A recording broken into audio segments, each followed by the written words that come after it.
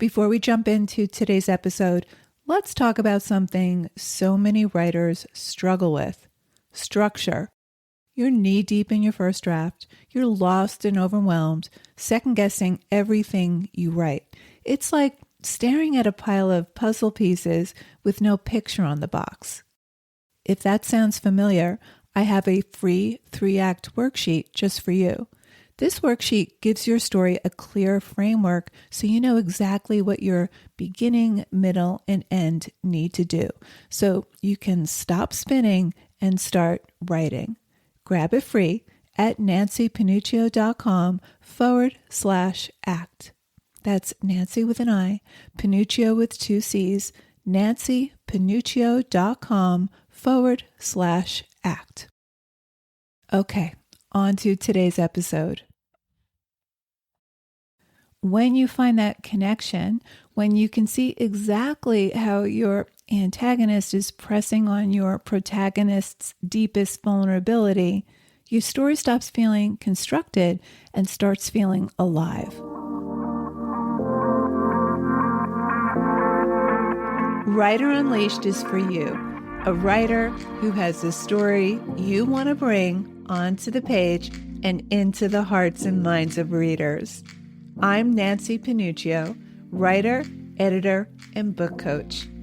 Each week, we'll explore techniques, mindsets, and inspiration for writing stories readers can't put down. Thanks for spending some time with me today. Now, let's begin.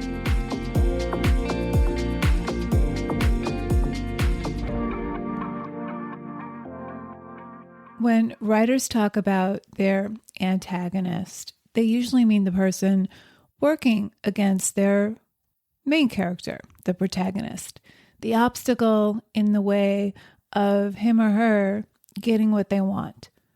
What often happens, though, is that the antagonist becomes just one more requirement of the story. And the result is that sometimes the antagonist feels manufactured. A story does need some opposing force in order to create drama, tension, and suspense. Of course, we need that friction, but we never want the antagonist to feel like it's merely a plot device. The reader will never buy that, and the story will most likely fall flat, and the structure will not hold. You do need some oppositional force in your story, and there are many ways to do that.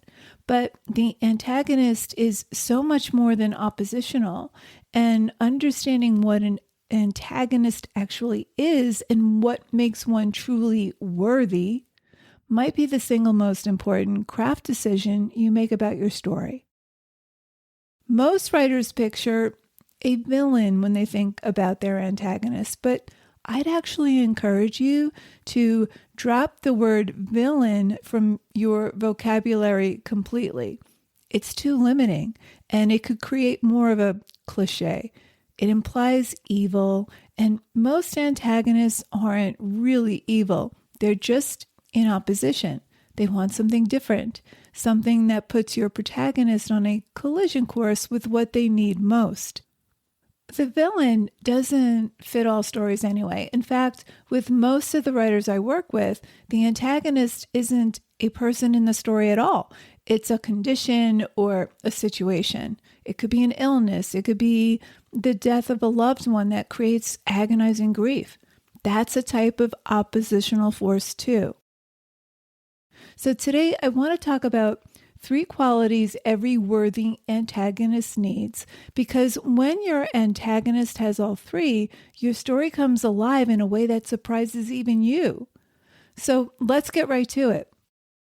Number 1, a worthy antagonist is specific and embodied. There are 3 distinct types of antagonists. We talk about this a lot in 3-act story. The most obvious is another person, someone whose goals are in direct opposition to your protagonists. For example, in Lessons in Chemistry, Dr. Donati is Elizabeth Zott's boss. He's not cartoonishly evil. He's a product of his time and his world, but he actively takes credit for her work, he undermines her research, and he blocks her advancement at every turn. Now, the overarching antagonist is patriarchal views about women, but it's embodied in Dr. Donati. His goals and hers are on a direct collision course. That's a person as an antagonist, specific, active, and doing real work in the story. So, although you could say patriarchy is the oppositional force, it's still embodied in one particular person. Now, sometimes the antagonist is a system or an institution, a belief your character was born into, the patriarchy, racism, a toxic family dynamic, a religion, or societal pressures. These are real formidable antagonists, but they still need to be made concrete and specific. They could be embodied in particular people, particular moments, particular scenes where they actively interfere with what your protagonist needs. An oppressive system works as an antagonist when it shows up in a specific person who embodies the belief of that system, or there's a specific decision, a specific moment that changes everything. And then there's nature. It could be a tsunami or a rugged hiking trail. There's illness and grief. These are some of the most powerful antagonists because you can't reason with them. You can't negotiate with them. They don't care about your timeline or your needs. Nature is a powerful force. Grief has its own schedule. These forces actually want to survive. That's what makes them formidable. And I get asked this question a lot. Can grief be an antagonist, or do I have to create someone else in the story? Can illness be the antagonist? And the answer is absolutely yes. But here's where many writers go wrong. They make their main character too passive. They don't fight the illness. They don't try to alleviate their emotional pain. So the question to ask is not what kind of antagonist you have. The question is whether it's doing its job, actively thwarting your protagonist from getting what he or she needs most. And most important, your protagonist can't just be giving in or complaining or wallowing in their own anguish and just waiting for something to happen so they're finally set free. They need to be actively doing something to solve their problem. For example, if it's grief or a diagnosis, what is your protagonist doing to alleviate their suffering? Okay, on to quality number 2. A worthy antagonist has an inner life. Here's where most antagonists fall flat. They're present, they're causing trouble, but they have no inner life. They have no motive, no reasons. They're just there to make the protagonist's life hard. And readers feel that, even when they can't name it. But remember, the antagonist is the hero of his or her own story. I love this quote by Neil Strauss. I've never met a perpetrator who didn't think they were the victim. So your antagonist believes they're justified. They have their reasons. They have a worldview. They have something they need and something they're afraid of losing. So you have to know your antagonist as deeply as you know your protagonist. When you understand what's driving your antagonist underneath their behavior, everything changes. They stop being this placeholder and they start being a person or a force that readers can't dismiss. And that's exactly what makes them dangerous. A mother who is cold and uncaring gives us nothing to push against. We don't believe in her because she has no interior. But a mother who is cold because she's protecting herself from a wound she's never dealt with, who is cold because loving someone fully has only ever ended in loss for her, well, that's someone readers understand even as they resist her. That complexity is what makes an antagonist worthy. It complicates our reaction. I think of ordinary people. The main antagonist is grief. One of the brothers died in a boating accident and the other survived.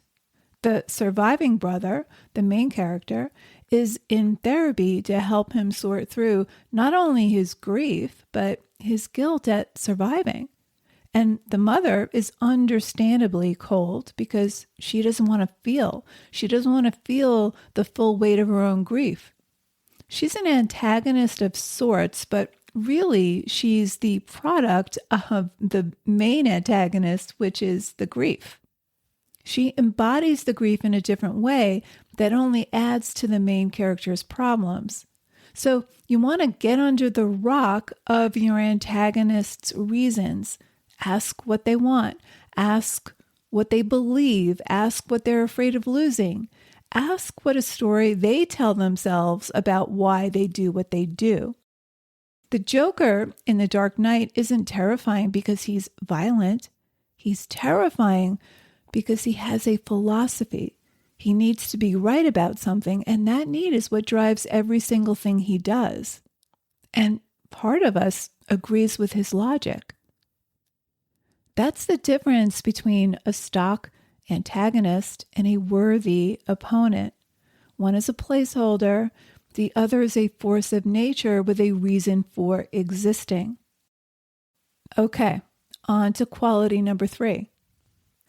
A worthy antagonist is connected to your protagonist's deepest wound. This is the quality most writers miss, and it's the most important one. A worthy antagonist doesn't just block the goal, they press on the exact place where your protagonist is most vulnerable. They threaten the thing your protagonist is most afraid of losing. They embody the fear your protagonist has been running from since the first page. This is what creates real stakes, not just external obstacles, but the sense that losing this battle would cost your protagonist something essential about who they are. What the antagonist is doing is poking your main character's deepest fear.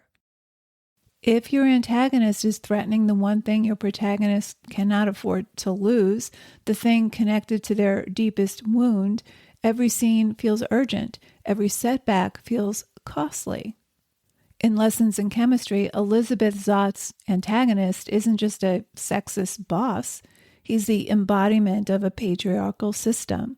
He represents everything that tells her that her mind doesn't matter. Her work doesn't count. Her voice has no authority. And that's exactly the wound she's carrying. The external obstacle and the internal wound are perfectly aligned. That alignment is what makes the conflict feel inevitable. This is also why the antagonist and protagonist are more connected than they might appear. They're often after the same thing: love, recognition, safety, control. But their methods are in direct opposition, or they share the same wound, but have chosen completely different ways to protect themselves from it. When you find that connection, when you can see exactly how your antagonist is pressing on your protagonist's deepest vulnerability, your story stops feeling constructed and starts feeling alive. So here's what I want you to take away from today's episode. Your antagonist isn't just a requirement of plot. It isn't just an obstacle course for your protagonist to navigate. It's the force that makes your protagonist's transformation necessary. Without a worthy opponent, your protagonist has nothing real to push against. And without something real to push against, there's no growth, no change, no story. So whether your antagonist is a person, a system, a force of nature, or grief itself, give them an inner life, make them specific and embodied, and connect them to the wound your protagonist is carrying. That's when your story stops being about what happens and starts being about what it all costs. So take a look at your antagonist this week and ask these 3 questions. Question 1, is it specific and embodied enough to do real work in your story, or is it still too vague and general? Question 2, Does it have an inner life, reasons, motives, a worldview that makes it more than a placeholder? Even if it's grief, grief has its own timeline. Cancer has its own need. It wants to replicate. That's opposition. And question number 3, is it connected to your protagonist's deepest wound? Pressing on the exact place where your protagonist is most vulnerable. If you can answer yes to all 3, you have a worthy opponent. If not, that's where the work is. So there you have it. Thanks for hanging out with me today. If you know any writers who need some support in their writing, please share this episode or the Writer Unleashed podcast in general. And if you love what you're listening to, subscribe on your favorite listening platform. And if you're listening on Apple, please leave me a review. Reading how this podcast impacts your writing truly lights me up and helps me create topics for the show. Till next time, keep writing, and I'll talk to you soon.